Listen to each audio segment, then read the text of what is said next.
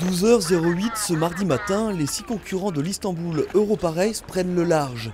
Adieu Nice, cap sur Barcelone, une étape longue de plus de 400 000 que tous espèrent plus clémente que lors de la première manche. Personne ne souhaite en effet réécrire l'odyssée vécue entre Istanbul et Nice. Avec ce qu'on a vécu là pendant une semaine, maintenant on est partout, on n'est plus à ça près. Et puis ça va durer entre Minorque et Barcelone, allez, ça va durer une demi-journée, peut-être une journée. Et de toute façon, si on ne veut pas ce genre de conditions-là, il ne faut pas faire de la voile et encore moins de la compétition.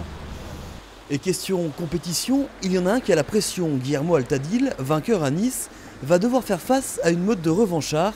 L'Espagnol se sait donc très attendu dans la cité catalane.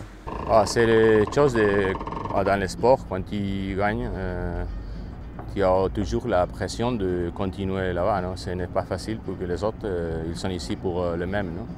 Mais on essayera d'être autrefois premier, deuxième, troisième. Un podium sur lequel Roland Jourdain aimerait pointer le bout de son étrave. 5e à Nice, une place qui ne le satisfait pas évidemment. Le Breton s'attend à une régate de haut niveau. J'attends déjà un meilleur résultat que sur la première étape. Ça va être plus physique et ça va être plus mental. Voilà, faut être dessus, quoi. Faut pas se laisser. C'est toujours difficile de. Le bateau de gauche a gagné 50 mètres, le bateau de droite en a pris 200. On se sent désemparé. Non, faut pas. Et puis il faut pas que la spirale infernale arrive dans un équipage, quoi. Analyse identique côté sudiste, le local de l'étape niçoise quitte sa ville avec un petit truc en plus. Bon super hein. Car après tout, vu le niveau des concurrents, tout est bon à prendre pour aller chercher la victoire.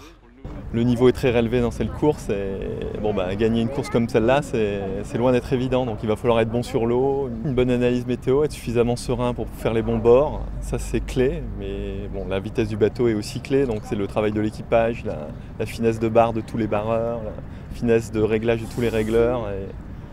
C'est une équipe, quoi, tout simplement.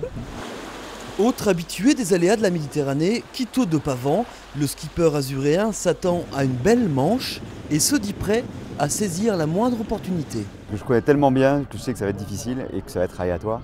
Je sais que les Baléares, c'est vraiment un endroit où rien n'est jamais pareil.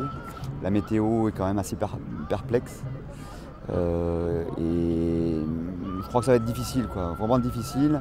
Il va falloir être opportuniste, saisir sa chance et puis avoir un peu de réussite, ouais, bien sûr.